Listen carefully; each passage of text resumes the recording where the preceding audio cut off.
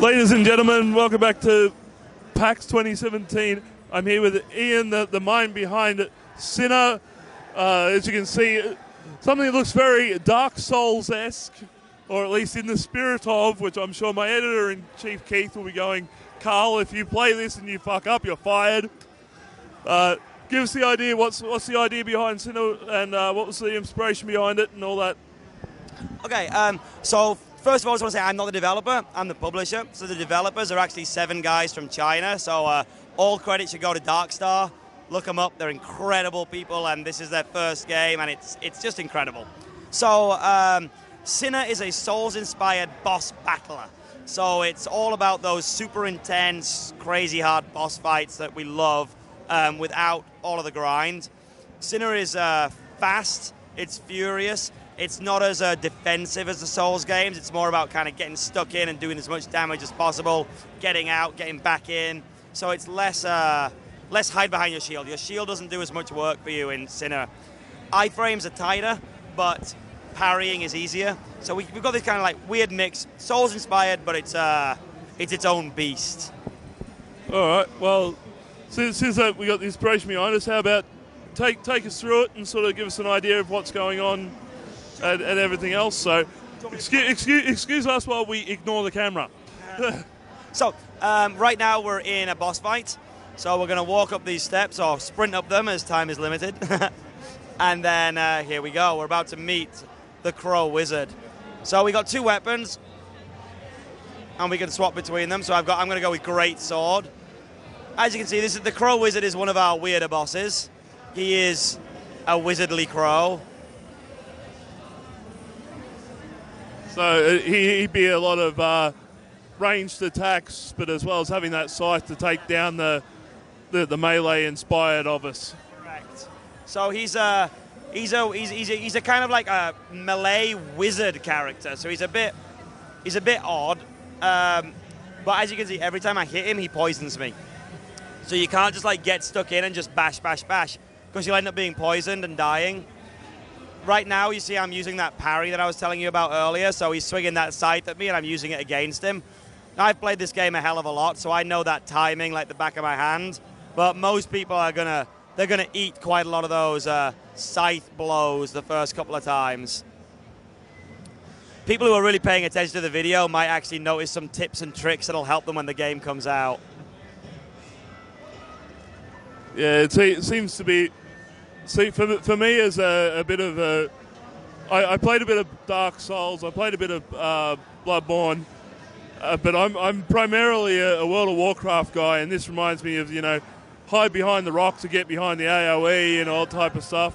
There's a nice mix, so we wanted to have it kind of be a... We love God of War as well, and so the developers really wanted to like get some sort of like a little bit more manic action in there. So we have these like, hide behind this, jump behind that. And if you notice, he does the same. He jumps and hides behind things. Like if I'm pursuing him aggressively, he'll teleport away. And he'll start throwing stuff at me from a distance. He summons his little sluggy pets to paralyze me as well. Here, So I'm noticing with the poison bar here on the screen, it's a duration over time. I'm guessing the more you hit him, the more that builds up, the longer it takes to wear off and all that. And when it hits that final thing, you are poisoned, and then you have to wait for it to wear down. But it will take almost all of your health bar if you get poisoned. You have to spam the healing items. It's a real painful experience. So right now we're going into like one of his phase attacks. So every boss has at least multiple phases, so different things are triggering at different times. And this is his, so you've only got a very limited area of safety, and he spams his attacks, he summons his pets, so it's a very different gameplay mechanic. It's almost got a bit of a bullet hell feel sometimes as well if you get stuck out in the open. Oh man. No! No! Oh, man. Oh. Yeah, so that was the healing item there. Yeah, so we've got a healing orb that's like kind of a gift from the gods almost. So So the idea behind Sinner is that you're fighting for your own redemption. Oh no, I screwed up. See, now I'm poisoned. And watch how fast my health bar goes down. It's quite the experience. So right now I'm just focusing on trying to keep him off my tail, keep my health up, and then I'm going to go in. But I have now lost all but one of my healing items from that. And I missed that parry, and I missed that parry. I'm noticing that while your health seems to drop pretty quickly, the same can't really be said about the Crow Wizard here. He doesn't really seem to take much damage from the melee attacks. Is there, say, like enchantments or something that can be done to fix? He has his Cloak of Feathers, which is, just protects him a lot. See, now this is another one here. You got to make sure that these wizards don't have time to fuel their master. He's ripping the life from these guys, and if he manages to get all of it, he comes back stronger, faster, and better. So you try to kill these guys as quickly as possible, and then get back into the fray. Oh no, wrong button. Oh no, oh no. So now, you were saying earlier that the idea behind Sinner was sort of the path of redemption story. Yeah. Is this going to be sort of story driven, or is it sort of more just a boss rush mode? Story. We're doing it in an interesting, well, what I think is an interesting way, but I'm kind of biased. Instead of just having like a straight linear story, you fight 7 of the bosses in any. There we go, got him. You fight the bosses in any order that you want. And every time you face a boss, you get like a story segment, but you get the story of the boss. Now, because each of these bosses was a person, they were human before they became an avatar of sin. And once you piece together all of those stories, you can then see who Adam is, the main character, and see where he comes from. But you kind of need the full picture for it to make sense. Because you can fight any of the 7 bosses in any order you choose, we kind of had to make sure that it wasn't going to lock you out or give you everything too quickly. So that's how we did it. So this is actually the hub world, seeing as we finished the boss, the demo restarted. So this is the hub world here. And did I explain the sacrifice mechanic? No, you have not. So that's actually one of the big things about Sinner. So you start the game looking like this, the most powerful version of yourself that you will ever be. In order to fight a boss, you have to make a sacrifice. Now, a sacrifice, well, it hurts, right? Like, if you're going for redemption, if you've done bad things and you want to redeem, you have to take that hit. And that's what this is all about. So there we go. My first boss, Sacrifice 2, I have lost my attack power. So my attacks are now significantly weaker than they were before. I don't get that back. The only way to get that back is to resurrect the boss, and then you have to fight him again if you want to complete the game. If you want to complete the game and face the final 8th boss, you have to have every single one of those sacrifices active. So that's 7 debuffs. And that removes your armor, it reduces your weapon quality, it reduces your shield's effectiveness, it reduces your stamina, it reduces your HP, it reduces the number of items that you have. So by the end of the game, you're basically naked. Right now, you start with 7 health potions. By the end of the game, you'll have 3. So it's really all about that building challenge, but because we have it done in this particular way, it builds a challenge like based on you. You choose which you want to sacrifice and when you do that. So it's a nice slow burn, but people really get into it. Yeah, so sort of by sacrificing you up the challenge. So rather than sort of say changing the boss difficulty over time, it's your sacrifices change the overall experience over time. It's an interesting way to do it. Yeah. So whereabouts can we find more information on Sinner, and for those who want to maybe pre-order, or is this going to be one of those early access type deals? Or no early access. We'll be launching when we're done. Pre-orders, it's not something that we've really thought about that much, but a lot of indies seem to be doing it these days, so maybe we will look into it. But we're aiming for Q2 launch, though that's not locked in. And we're going for, what was the other question? or where can you find us? And you can find us on, we have our own Twitter, it's Sin of the Game. Another Indy S is the company publishing. And we also have Discord, which is discord.gg/AI for Another Indy. And that's where we're going to be recruiting game testers, where we're going to be really working with the community to make the game as good as possible. So if you're a real hardcore fan of this genre of games, I want your feedback. Come join our community. We need guys like you, girls like you, to really stick it to us and tell us what we're doing wrong. Okay, so Keith, if you're watching this, you heard the man. Go with all your Dark Souls expertise and tell him how it's done, okay? All right, so I believe we also have another game here that we were looking at, which is Shots Fired. All right, so we have here Shots Fired, which, from what I've seen in the trailers, is sort of your they used to have Sniper Elite was what it sort of reminded me of, with a mix of what was that? It was the 8-bit top-down. Yeah. My brain no work. It's what happens when PAX happens. I hear you, man. So give us the idea behind Shots Fired. So, Shots Fired is insane. Shots Fired is a visual novel, adventure, hide-and-seek, assassination simulator with time management mechanics. It's utterly nuts. So you play as this person who you're about to see, not this one, in a second. And their family and their TV is assaulted and stolen. Your wife is murdered, your child is kidnapped, and your TV is stolen. And you go on a mission to reclaim the TV, rescue the daughter, and avenge the wife, in that order. The character is basically this amorphous black blob. We never ever give a gender, a name, or anything to the character. They really are supposed to just be whoever you want them to be. And it's just super interesting, weird game. The way it actually works is, well, I'll show you.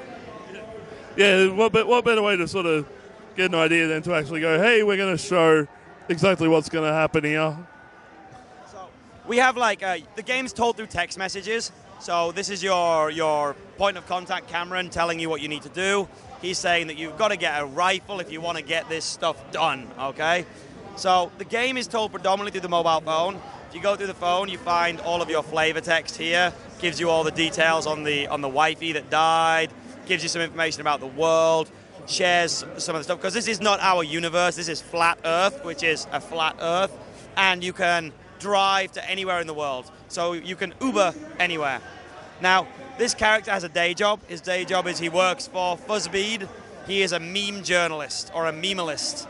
And he takes the pictures for the memes that Flat Earth loves. So you'll be sent out on various escapades to take pictures for and find things that will please your boss, and you get money for that.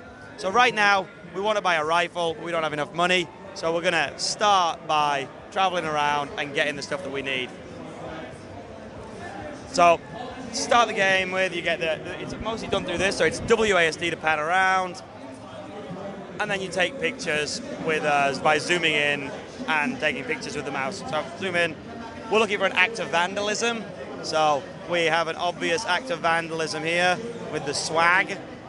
And there you go. Instantly get $25 and some love. I sort of noticed looking at the little characters that you have here, some of them seem to be very inspired. Like I'm sort of looking at we've got the guy coming down here, reminds me of the Undertaker from the WWE.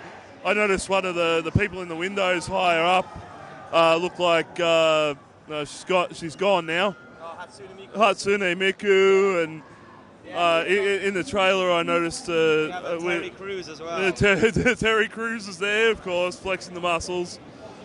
We got Heisenberg doing the crimes. Yeah, so we have a lot of pop culture references in the game. So we're constantly adding more stuff. Actually, we're all in the game as well. There's little pixel art versions of us and all sorts of stuff. We just want to. So we are looking for meth peddlers now. So who is our resident meth peddler? Of course, none of these people are actually the people. They're all renamed and it's very much homage and not anything that we could be sued for. Obviously, you take that creative license. But we're really trying to create this like really fun meme-filled world that people can explore and exaggerate. So right now we're building up enough money to buy a gun. That's what we're doing right now. So we need to get $400, and we got 300. Yeah, that's cheap for a rifle these days. It's actually, if you look at the description, the description's changed. But when you order the rifle, you get like a description saying like, this is a bad rifle. Be very careful, it might explode. Beware cheap asses. You might recognize this guy as well. Good old Jim Sterling. Jim Sterling has a very special place in the developers' hearts because he actually put shots fired on Greenlight Good Stuff, which got the game greenlit in like 12 hours back in those days. So we love our Sterling, though he's never responded to any of our emails since then. So if you're listening, Jim, I'm not sure we can get Jim's attention, but we can surely try. So I've noticed we got the spinning clock up here in the corner. Yeah, so obviously, so things trigger at different times. Right now, this is in alpha, so our mechanic isn't. We haven't got enough stuff in the game yet, so there's too much waiting around. But we're going to have stuff in the game, and we're also going to have like a skip ahead feature, so you can wait an hour and things like that. But those haven't been implemented yet. So we're looking for a dirty smoker. Where do we have one? Here we go. So, and when you take all the pictures, you just end the day, and you get to go to sleep, and you get your score sheet at the end of the day, which tells you what you've made, what you've lost, because of course when you're doing the assassination missions later, you might get arrested, and then you lose money for the bribes, etc., etc. So, things are tricky. It's hard to be an assassin in this day and age. So we've now opened up a new area, the Katsu Dawn Park.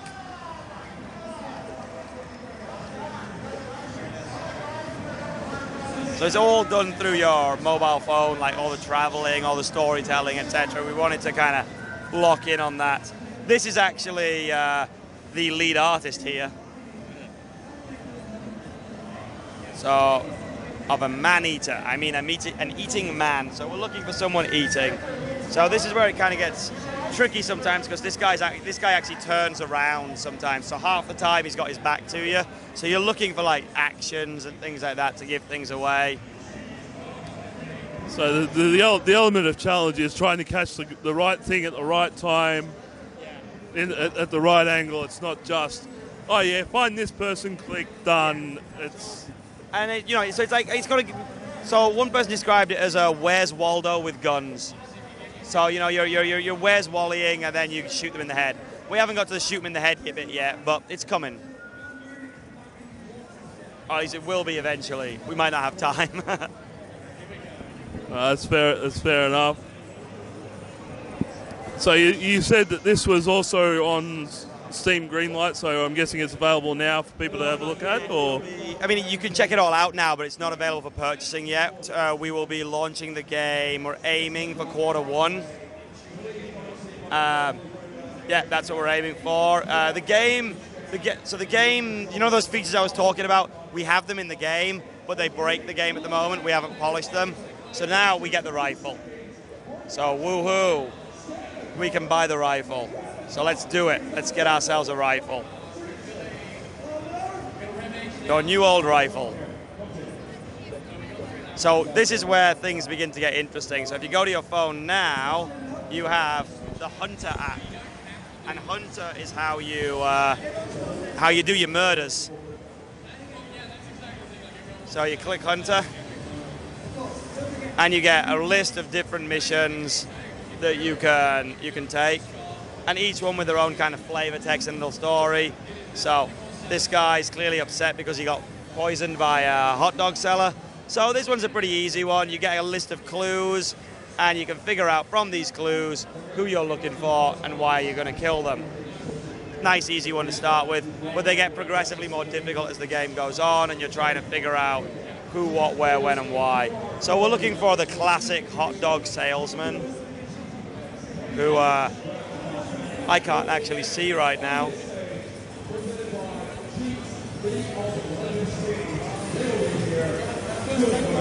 Well, he'll show up. But anyway, let's show you the shooting mechanic. So you can just zoom in here. This is actually one of my colleagues at another Indy, Vlad. So we're gonna blast him. Wrong target, wasn't him. And we click exfiltrate. So this is when we have to flee the police, and we flee the police by guiding our Uber. So we need to get to the exit point up here. Avoid the coppers. And this gets progressively more difficult as you get more and more wanted. So it's got a kind of Grand Theft Auto balancing act. And as you do more meme missions, your wanted level goes down. So you're constantly balancing between your two identities and trying to figure out which to do next. And obviously Hunter pays you more money, money is needed. And the final element of the game is that you are trying to find the people who have wronged you. So on the third day, we get our bingo book. And in this bingo book, we have a list of the things that we need to do. So we need to find people, follow people, take pictures of people decoding things, figure out different codes and whatnot, and then progress through the game story, eventually culminating in an assassination mission where you kill your target and reclaim your TV, your daughter, or revenge your wife. So that's how the game kind of pans out. Yeah, it seems to be a very interesting mix and sort of probably a more unique take on those type of games. And so it's very satirical. We're like laughing at ourselves. So it's kind of like a bit of a ha-ha at the John Wicks and the Takens of this world. Like kind of a mockery of the hyper-masculine murder spree that we do enjoy, like, let's face it. But it's a bit of a mockery of that. And people seem to really like it. Like, so far, so good. Yeah, well, I won't sort of say where can we find it because we can't find it at this point. But I'm... On our Twitter, you can find us on Shots Fired the Game on Twitter. And you can, same Discord as before, discord.gg/AI. And you can come and join the conversation and give us tips, give us hints. Hey, we're even interested in getting photos of people so we can make pixel art out of them. So, join the conversation. Most definitely. Who knows, maybe, I suppose nondescript white shirt and jean doesn't sort of work, but believe me, I could probably find something for you. Thank you very much for your time. It's been a good look at Shots Fired and also Sinner.